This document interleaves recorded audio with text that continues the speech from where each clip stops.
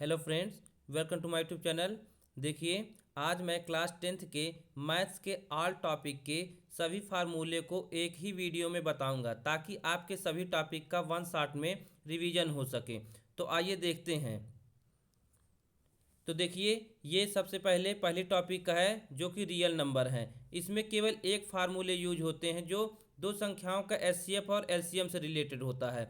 तो पहली संख्या गुणे दूसरी संख्या बराबर होता है मासा इंटू लासा। तो ये हो आपका पहली टॉपिक में केवल एक ही फार्मूला यूज होता है। अब देखते हैं सेकंड टॉपिक पॉलिनॉमियल बहुपद। बहुपद में देखिए, बहुपद को पहचानने का नियम क्या है। बहुपद की में क्या होता है कि बहुपद की घात धनात्मक एवं पूर्ण संख्या होती है। बहुपद में कभी भी घात निगेटिव या रेशियो में नहीं होगी। उसके बाद देखिए, रैखिक बहुपद क्या होता है, ए एक्स प्लस बी के फॉर्म में होता है, इसके शून्यक एक होते हैं। फिर देखिए, द्विघात बहुपद, इसके शून्यक दो होंगे, A X square plus B X plus C के फॉर्म में होगा। अगर शून्यकों का योगफल जो होगा एल्फा प्लस बीटा बराबर माइनस बी बाई ए, गुणनफल एल्फा इंटू बीटा बराबर सी बाई ओ होता है।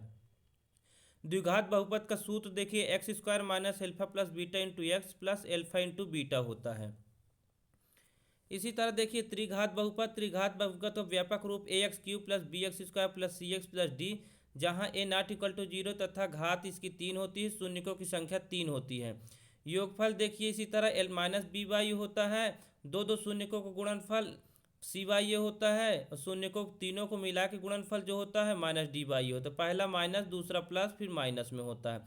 त्रिघात बहुपद का सूत्र इसी तरह जैसे द्विघात का है वैसे त्रिघात का होता है। नेक्स्ट आपका आता है दो चर वाले रैखिक समीकरण, A X plus B Y plus C. इस फॉर्म में आपके होंगे, इसमें दो चर होते हैं, एक चर एक्स है, दूसरा चर वाई है। अब देख लेते हैं इनकी क्या कंडीशन होती है। अगर आपके पास दो रैखिक समीकरण हैं तो इनकी क्या कंडीशन होती है। पहली शर्त है, यदि A one upon A two not equal to B one upon B two होगा तो केवल एक हल या अद्वितीय हल यूनिक सोल्यूशन देगा। ये प्रतिच्छेदी रेखाएं होती हैं। दूसरा कंडीशन, यदि A one upon A two equal to B one upon B two equal to C one upon C two, अगर तीनों इक्वल हैं तो अनेक हल होगा, इनफाइनाइट मिनी सोल्यूशन, संपाती रेखाएं होंगी। तीसरी कंडीशन है, A one upon A two equal to B one upon B two but not equal to C one upon C two, तो कोई हल नहीं होगा। ये आपस में समांतर रेखाएं होती हैं। तो ये तीन कंडीशन हैं, आप लोग इसको जरूर याद रखें माइंड में। फिर देखते हैं द्विघात समीकरण। द्विघात समीकरण देखिए, पीछे बता चुके हैं कैसे समीकरण व्यापक रूप होता है। फिर इसमें देखिए विविक्तर क्या होता है, डी बराबर होता है बी स्क्वायर माइनस फोर ए सी। अब मूल कैसे निकालते हैं, सीधेधाचार फार्मूले से, minus B plus minus under root B square minus four A C upon two A होता है, जो कि डी आपका विविक्तर है। फिर एल्फा बराबर बीटा बराबर, एल्फा प्लस में ले लीजिए, बीटा माइनस में ले लीजिए, दो रूट आपको मिल जाएंगे। फिर देखिए, यदि द्विघात समीकरण के मूल एल्फा एवं बीटा हो तो एल्फा प्लस बीटा बराबर minus b by a, alpha into beta बराबर सी बाई ए होता है। मूलों की प्रकृति कैसी होती है, देखिए, यदि B square minus four A C is greater than zero, अर्थात D is greater than zero, तो मूल वास्तविक एवं असमान होंगे। यदि डी इक्वल टू जीरो हो जाए, b square minus four A C is equal to zero, मूल वास्तविक एवं समान होंगे। यदि d is less than zero, b square minus four A C is less than zero, तो मूल काल्पनिक होंगे, कोई भी रियल नंबर नहीं मिलेगा। तो ये इसके नेचर होते हैं तीन, ये आप कंडीशन याद रखो। फिर देखिए, समांतर श्रेणी आता है। कोई भी श्रेणी समांतर श्रेणी में कब होगी, जब अगली अगली संख्या से पहली संख्या को घटाई जाए तो सबका अंतर जब सेम आ जाए तो उसको हम कहेंगे कि ये समांतर श्रेणी में है। प्रथम पद ए वन होता है, अंतिम पद ए एल ए एन या एल लिख सकते हैं, पदों की संख्या एन। एनथ टर्म के लिए देखिए, इसका सूत्र होता है ए एन बराबर A plus N minus one into D. अब देखिए, एन पदों को योग के लिए समांतर श्रेणी के एस एन बराबर होता है n by two two a plus N minus one into d, या इसको n by two into a plus l भी कर सकते हैं, प्रथम पद प्लस अंतिम पद। अब नेक्स्ट टॉपिक आपका है त्रिभुज। त्रिभुज में देखिए थेल्स प्रमेय है, बीपीटी थ्योरम है आपकी। देखिए कि अगर डी ई पैरेलल है बी सी की तो A D upon D B equal to A E upon A C होगा। अगर A B upon D E equal to B C upon E F equal to A C upon D F है तो दो त्रिभुज आपस में congruent होंगे, similar होगा, इनके करस्पॉन्डिंग एंगल भी सेम होंगे, सिमिलर ट्रेंगल कहलाएंगे ये। उसके बाद देखिए, निर्देशांक ज्यामिति आपका टॉपिक आता है। इसमें चार कोऑर्डिनेट होते हैं, देखिए फर्स्ट सेकंड थर्ड। पहले में आल पॉजिटिव, दूसरे में पहला x negative y positive, third में आपका दोनों निगेटिव, फोर्थ में आपका एक्स पॉजिटिव वाई निगेटिव। तो देखिए एक्स अक्ष से किसी भी बिंदु की दूरी को वाई निर्देशांक या कोटि कहते हैं। इसी तरह देखिए वाई अक्ष से किसी भी बिंदु की दूरी को एक्स निर्देशांक या भुज कहते हैं। वाई वाले को भुज कहते हैं, एक्स वाले को कोटि कहते हैं। फिर एक्स अक्ष पर किसी भी बिंदु का निर्देशांक एक्स कामा जीरो होता है। इसी तरह वाई अक्ष पर किसी भी बिंदु का निर्देशांक जीरो कामा वाई होता है। एक्स अक्ष का समीकरण जब बोलेंगे तो वाई बराबर जीरो रहेगा, वाई अक्ष का समीकरण बोलेंगे तो एक्स बराबर जीरो रहेगा। मूल बिंदु के निर्देशांक जीरो जीरो होते हैं। अगर यदि आपके पास दो दूरी हैं, दो पॉइंट हैं, तो उनकी दूरी कैसे निकालते हैं? P x one y one है और P Q x two y two है। ये देखिए 2D में है, तो इसकी जो दूरी होगी X two minus X one का whole square plus Y two minus Y one का होल स्क्वायर। ये इसकी दूरी का फार्मूला होता है। मूल बिंदु से अगर दूरी निकाली जाए तो x square plus y square हो जाएगा, क्योंकि अगला पॉइंट आपका जीरो जीरो हो जाएगा। दो बिंदुओं एक्स वन वाई वन और एक्स टू वाई टू को मिलाने वाले रेखाखंड को बिंदु पी एक्स वाई क्रमशः एम अनुपात एन के अनुपात में अंतः विभाजित करती है। तो ये देखिए सेक्शन फार्मूला, सेक्शन फार्मूला में होता है m x two plus n x one upon m plus one, m y two plus n y one upon m plus n. अब देखिए मध्य बिंदु का निर्देशांक क्या होगा? X one plus x two upon two, y one plus Y two upon two. यदि किसी त्रिभुज के शीर्ष के निर्देशांक ये दिए हों तीनों, तो देखिए त्रिभुज का क्षेत्रफल जो होता है 1/2 x one y two minus y three plus x two y three minus Y one plus x three y one minus y two, ये त्रिभुज का क्षेत्रफल होता है। देखिए याद करना बहुत आसान है इसको, 1 2 3 करके फिर 2 3 1 करके फिर 3 1 2 करके। त्रिभुज के केंद्रक का निर्देशांक ज्ञात कीजिए। सेंट्रॉइड निकालना होगा तो x one plus x two plus x three upon three कर देना है, y one plus Y two plus y three upon करके थ्री कर देना है। त्रिभुज के अंतः केंद्र के निर्देशांक ज्ञात करने हैं, तो देखिए इसका formula A X one plus B X two plus C X three upon A plus B plus C, इसी तरह वाई के निकाल लेंगे। अब नेक्स्ट देखते हैं त्रिकोणमिति का परिचय। त्रिकोणमिति में देखिए ये लंब है, परपेंडिकुलर, बेस और हाइपोटेनियस कर्ण इतने होते हैं। इन तीनों में देखिए रिलेशन क्या होता है? पाइथागोरस प्रमेय जो होती है, कर्ण का स्क्वायर बराबर लंब का स्क्वायर प्लस आधार का स्क्वायर। ये आपको पता होना चाहिए, तो आप कर्ण लंब आधार सब निकाल सकते हैं इससे। फिर देखिए त्रिकोणमिति अनुपात। अनुपात में देखिए साइन थीटा पान लंब बटे कर्ण, कास थीटा पान आधार बटे कर्ण, टैन थीटा बराबर लंब बटे आधार होता है, और कासेक थीटा सेक थीटा काट थीटा जस्ट इनका उल्टा होता है। तो इनको आप याद भी कर सकते हैं लाल बटे कक्का करके, हिंदी में ट्रिक है इसकी। अब देखते हैं नेक्स्ट इनवर्स फार्मूला। देखिए sine theta into cosec theta is equal to 1 होता है, क्योंकि साइन थीटा बराबर 1 अपान कासेक थीटा होता है। कास थीटा का उल्टा सेक थीटा होता है, इसी तरह टैन का उल्टा काट होता है। तो ये इन्वर्स में सब एक दूसरे के दिए हैं। टैन थीटा को आप sin theta into cos theta लिख सकते हैं, काट थीटा को cos theta into sin theta लिख सकते हैं। अब नेक्स्ट देखिए त्रिकोणमिति सारणी। वैल्यू याद करना है आपको। साइन थीटा साइन 0 अंश का मान, साइन 30 अंश का मान, साइन 45 अंश का मान, साइन 60 अंश का मान, साइन 90 अंश का मान। ये आप 3 याद कर लीजिए, एक याद कर लीजिए। देखिए साइन का याद कर लीजिए, बाकी उसके बाद कास का उसका उल्टा लिखिए, और फिर टैन का लिखना है तो आप साइन अपान कास कर दीजिए। आप आराम से लिख सकते हैं, केवल आप एक याद कर लीजिए बस हो गया।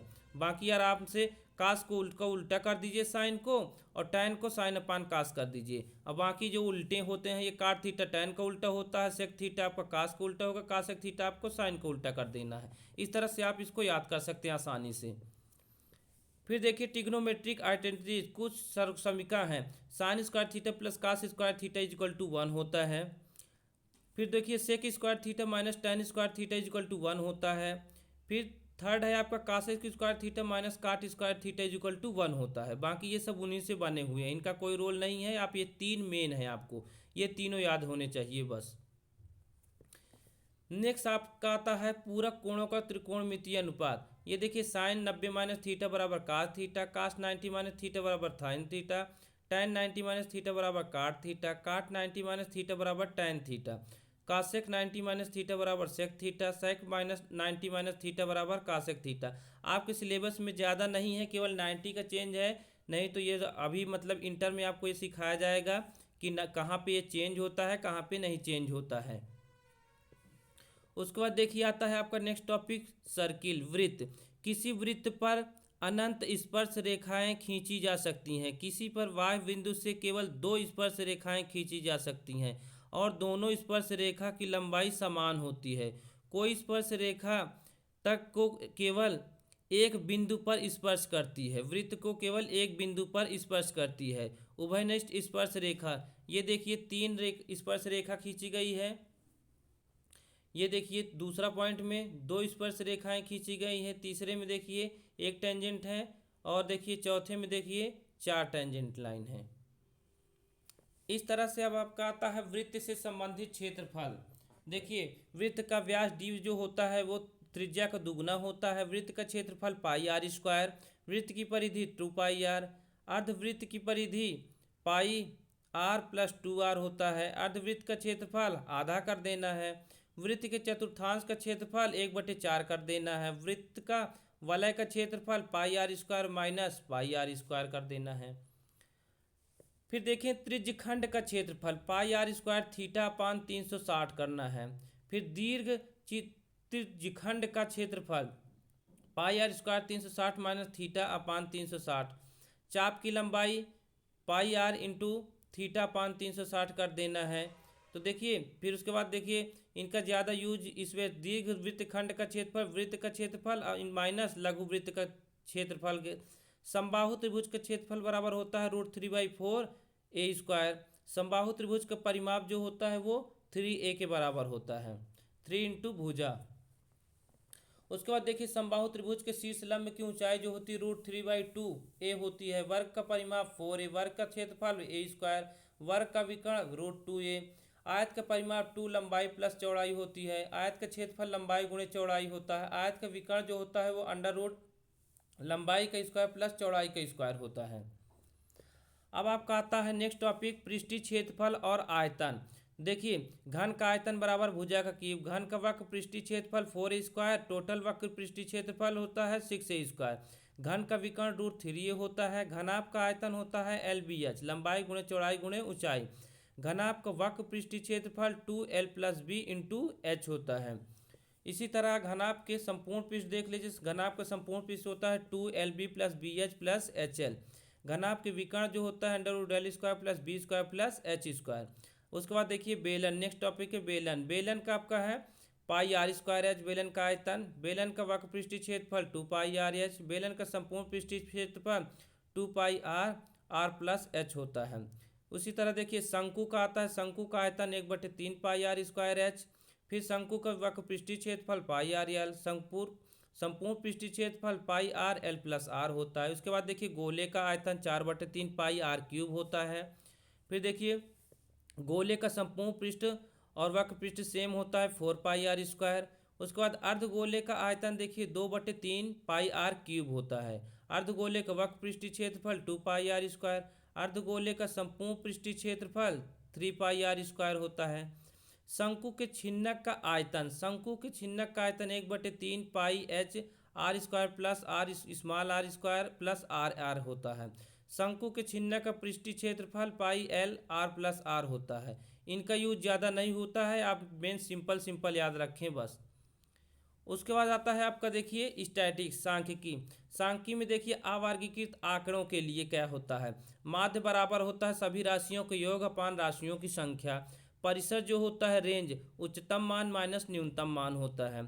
माध्यिका देखिए n+1/2 वह पद कब होता है, जब n विषम होता है, और जब आपका सम होता है तो n/2 प्लस वह पद प्लस n/2 + 1वां पद अपान में 2 होता है जब n सम होता है। बहुलक होता है अधिकतम बारंबारता वाला मान। तो ये माध्य, माध्यिका और बहुलक कि ये जब अवर्गीकृत आंकड़े हों, लेकिन आपको पढ़ना है वर्गीकृत आंकड़े, तो उनके बारे में आप देख लीजिए। तो देखिए सबसे पहले आपका है माध्य निकालने की विधि। पहला है आपकी प्रत्यक्ष विधि। प्रत्यक्ष विधि में होता है fi xi upon summation of fi। फिर कल्पित माध्य विधि में होता है x बार बराबर a plus summation fi di upon summation of fi, जहाँ di बराबर होता है xi माइनस का a आपका कल्पित माध्य है। फिर थर्ड है आपका पद विचलन विधि, a plus summation of fi ui upon summation of fi into H, जहाँ यू आई बराबर एक्स आई माइनस का एच है, सेम है आपका, थोड़ा सा अंतर है, इसमें यू आई किया है उसमें डी आई किया है, यहाँ पे एच से डिवाइड करना है और एच का मल्टीप्लाई करना है। तो ये आपका माध्य निकालने की विधि हो गई। अब उसके बाद देखते हैं बहुलक। बहुलक कैसे निकाला जाता है? बहुलक में देखिए L one plus F one minus F zero upon two F one minus F zero minus F two into H, ये फार्मूला होता है। एल क्या है? बहुलक वर्ग की निम्न सीमा है, इसको एल वन लिखिए। एफ वन क्या है? बहुलक वर्ग की बारंबारता है। और एफ जीरो क्या है? बहुलक वर्ग से ठीक पहले वर्ग की बारंबारता है। और बहुलक वर्ग एफ टू आपका बहुलक वर्ग के ठीक बाद आने वाले वर्ग की बारंबारता है। एच आपका बहुलक वर्ग की माप है। उसके बाद देखिए आपका आता है माध्यक। माध्यिका निकालना है। माध्यक वर्ग की निम्न सीमा L one plus N by two minus C F upon F into H. इसमें एन क्या है? प्रेक्षणों की संख्या है। सी एफ आपका कंप्लीमेंट्री माध्यक वर्ग से ठीक पहले वाली संचयी बारंबारता है। एफ आपका माध्यक वर्ग की बारंबारता, एच आपके माध्यक वर्ग का माप है। वर्ग चिन्ह क्या होता है? ऊपरी सीमा प्लस निचली सीमा अपान टू। बहुलक क्या होता है? देखिए बहुलक का माध्यिका और माध्य इन तीनों में रिलेशन होता है। इससे रिलेटेड आपको एक सवाल जरूर मिलेगा। मॉड बराबर 3 मीडियन माइनस 2 मीन, बहुलक बराबर 3 माध्यिका माइनस 2 माध्य होता है। इससे रिलेटेड आपको एक क्वेश्चन जरूर रहेगा। अब उसके बाद देखिए आता है आपका प्रायिकता। प्रायिकता में देखिए कैसे कैसे क्वेश्चन बनेंगे। घटना ई की प्रायिकता, प्रोबेबिलिटी ऑफ ई बराबर होता है एन ई अपान एन एस। ई के अनुकूल परिणामों की संख्या, सभी संभव परिणामों की संख्या। दूसरा पॉइंट है आपकी probability of E plus probability of E not बराबर 1। घटित होने प्लस न घटित होने की प्रायिकता 1 के बराबर होती है। आपकी जो प्रोबेबिलिटी होती है वो 0 और 1 के बीच या 0 या 1 हो सकती है और इनके बीच में रही, ना तो 0 से छोटी ना तो 1 से बड़ी होगी आपकी प्रोबेबिलिटी। फोर्थ पॉइंट है आपका प्रोबेबिलिटी ऑफ ई बराबर 0, तो ई असंभव घटना होगी। फिफ्थ नंबर है आपका प्रोबेबिलिटी ऑफ ई बराबर 1, तो ई एक निश्चित घटना, जब कोई एक निश्चित घटना होगी तो उसकी प्रोबेबिलिटी 1 होती है। किसी भी निश्चित घटना की प्रोबेबिलिटी 1 होती है, कोई असंभव घटना है तो उसकी प्रोबेबिलिटी 0 होगी। तो ये आपके टोटल आपके टॉपिक रहे 15, लास्ट प्रायिकता था। तो इसको आप एक बार अच्छे से रिवीजन कर लीजिए। इस वीडियो को आप 2-3 बार देख लीजिए, आपको एकदम से रट जाएंगे फार्मूले। अगर आप फार्मूले रट लिए तो आपको एग्जाम में कोई किसी प्रकार की दिक्कत नहीं होगी।